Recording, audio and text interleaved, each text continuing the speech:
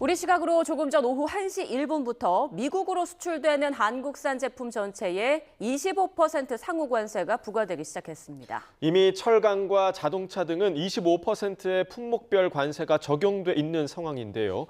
평택항에 나가 있는 취재기자 연결해서 수출 현장과 산업계 분위기 그리고 정부의 대응책을 알아보도록 하겠습니다. 박기환 기자. 네, 평택항입니다. 네, 지금 수출에 큰 타격이 불가피한 상황인데 현장 상황 어떻습니까?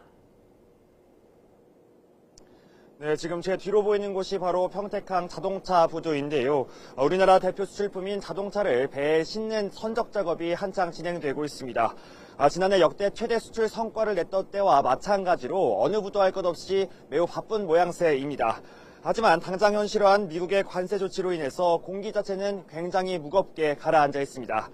실제로 오늘 이곳에서는 국산 자동차를 선적한 길이 200m 이상 규모의 배 7척이 수출길에 나섭니다.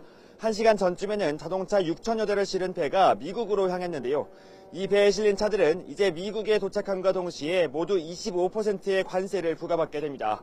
당장 물동량이 줄어들거나 눈에 띄는 변화는 나타나지 않았습니다. 구체적인 수치로 관세 부과 전후의 변화를 확인하기까지는 더 시간이 소요될 것으로 보이는데요. 다만 우리 수출 경쟁력이 떨어졌다는 생각에 이곳에서 일하는 직원분들의 어깨도 더 무거워 보입니다.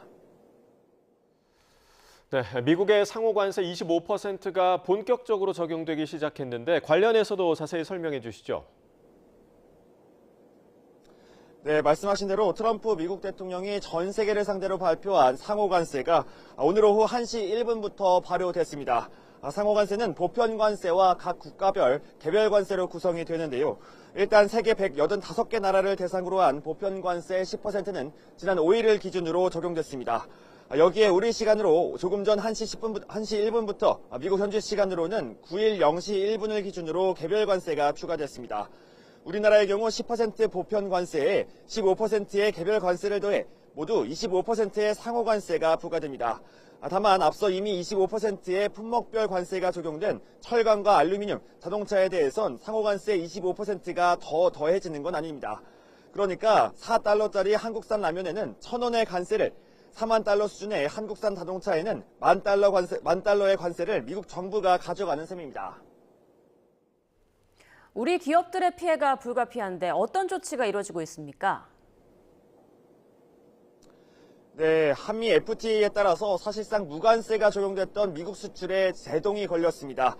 문제는 미국 현지 생산 제품들과의 경쟁일 텐데요. 같은 값을 주고 생산을 해도 한국에서 만들어서 수출하면 25%가량의 비용이 더 들기 때문입니다.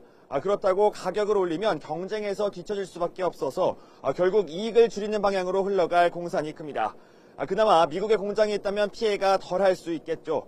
다만 대규모 대미 투자를 약속한 현대차 그룹 역시 당장 한국에서의 생산량을 단번에 미국으로 옮길 수 없어서 한동안 손해를 볼 수밖에 없습니다. 이 때문에 우리 정부 역시 총력 대응에 나섰는데요.